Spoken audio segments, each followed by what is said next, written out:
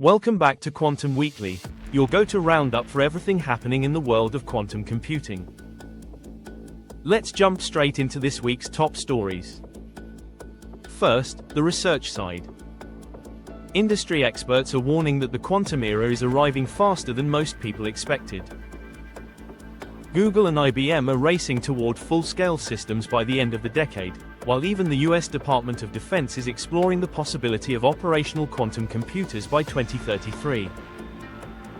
That means huge opportunities, from cracking encryption to revolutionizing drug design and finance, but also a real risk of overhype. The message is clear: it's time to invest in algorithms and people so the world is ready when the hardware arrives. And speaking of risks, cybersecurity is in the spotlight. Because as quantum power grows, today's encryption could become obsolete. Right now, only about 4% of organizations actually have a plan to prepare for this shift. Governments, including the UK, are now investing heavily in skills and training to avoid what some are calling a future quantum security crisis. Now let's talk business. IonQ continues its aggressive strategy to become a global leader.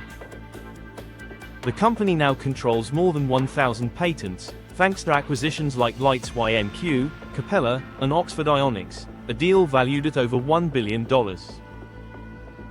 This IP war chest is their bet on dominating future hardware. Meanwhile, in Finland, startup QMill just scored a big leadership win.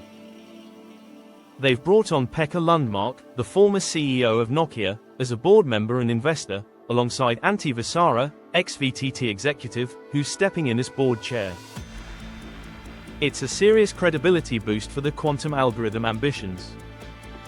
Over in the US, IBM and Google are both claiming major progress towards scaling. IBM says it has cracked the code for practical systems, while Google says it has overcome some of the toughest technical roadblocks.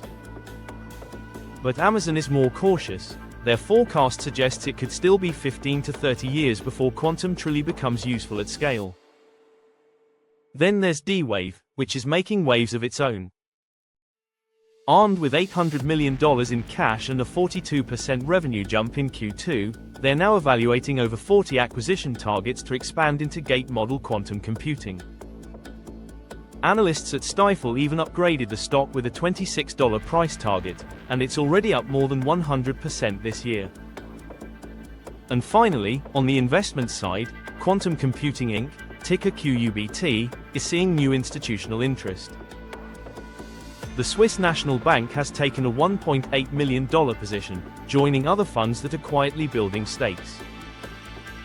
The stock has been volatile, but the fact that big institutions are moving in is a sign that long-term investors are starting to take quantum seriously. So to sum up, we're seeing research breakthroughs, major corporate plays, and big money starting to line up behind quantum. The message? The future is coming fast. That's all for this episode of Quantum Weekly. Don't forget to like, subscribe, and follow along every week as we track the race to quantum advantage.